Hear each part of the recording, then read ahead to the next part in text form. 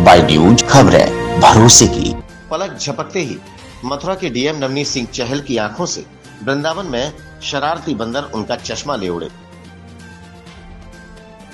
जिसके बाद जनता की फरियाद सुनने वाले जिलाधिकारी खुद एक फरियादी की तरह मूक दर्शक बन खड़े रहे। वहां तैनात अन्य प्रशासनिक अधिकारियों और पुलिसकर्मियों ने बंदर को जब फ्रूटी ऑफर की, तब जाकर उनका चश्मा वापस मिल सका।